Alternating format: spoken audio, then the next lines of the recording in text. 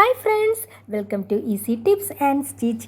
ഇന്നിതാ കുറച്ച് മിഷീൻ്റെ ടിപ്സും പിന്നെ എന്താ വെച്ചാൽ നമ്മൾ ഇടാണ്ട് വെച്ച കുറച്ച് ഡ്രസ്സുകളൊക്കെ ഉണ്ടാവില്ലേ, കൈ വലുതും അതുപോലെ നെക്ക് വലുതെല്ലാം ആയിട്ട് ഇടാണ്ട് വെച്ചതൊക്കെ എങ്ങനെ സെറ്റാക്കാം എന്നതിനെക്കുറിച്ചുള്ള ചെറിയൊരു വീഡിയോ ആണ്. നിങ്ങളെല്ലാവരും മുഴുവനായിട്ട് കാണുക.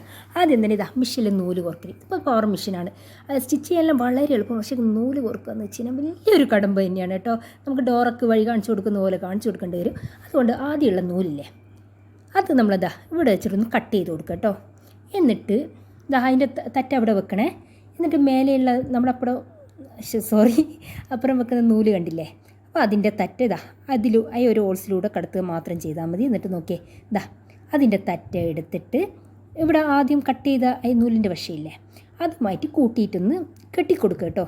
അപ്പോൾ ചെറിയ നൂലിൻ്റെ നഷ്ടം വരും, അത് അത്ര പ്രശ്നമാക്കേണ്ട. നമുക്ക് പെട്ടെന്ന് സ്റ്റിച്ച് ചെയ്യുമ്പോൾ ഇപ്പോൾ നൂല് മാറ്റിയിട്ട് ഇപ്പോൾ നെക്കിന്, അതുപോലെ നെക്കിനൊരു കളറ്, ടോപ്പിന് എന്നറിയാൻ താഴ്ഭാഗത്ത് വേറൊരു കളറിലാക്കുന്ന നേരം ഇതാണ് ഏറ്റവും നല്ലത്. എന്നിട്ട് സൂചിയിൽ നിന്ന് നൂല് റിമൂവ് ചെയ്തതിന് ശേഷം എന്നിട്ടൊന്ന് വലിച്ചു കൊടുക്കുക കേട്ടോ. നോക്കിയേ, കറക്റ്റ് താഴെ എല്ലാ റൂട്ടിലോട്ടും കടന്ന് കറക്റ്റ് താഴെത്തും.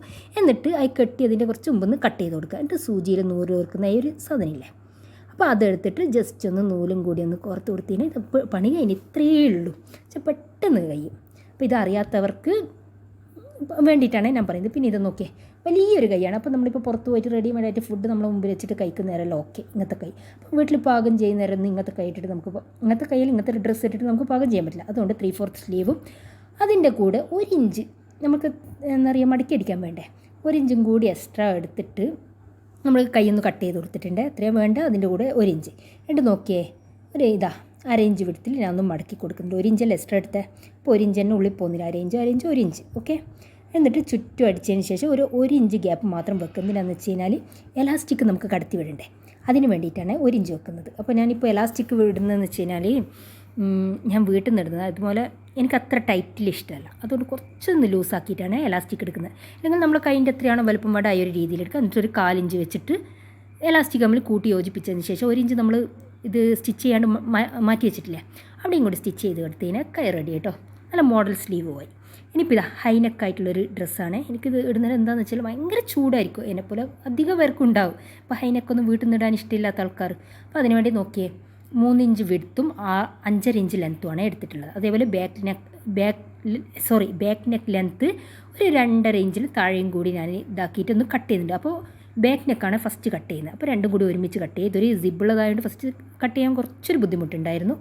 എന്നിട്ട് നോക്കിയതാ ബാക്ക് വശം മാറ്റി വെച്ചതിന് ശേഷം ഷോൾഡറിൻ്റെ സ്റ്റിച്ച് വരില്ലേ, ആ 2 വശവും ഒരുമിച്ച് വെച്ചതിന് ശേഷം ഫ്രണ്ട് നെക്കും കൂടി കട്ട് ചെയ്തിട്ടുണ്ട്. അപ്പോൾ കട്ട് ചെയ്യുന്ന വീഡിയോ ഒന്ന് ജസ്റ്റ് ഒന്ന് ഡിലീറ്റ് ടൈപ്പ് അതന്നേ പറ്റി.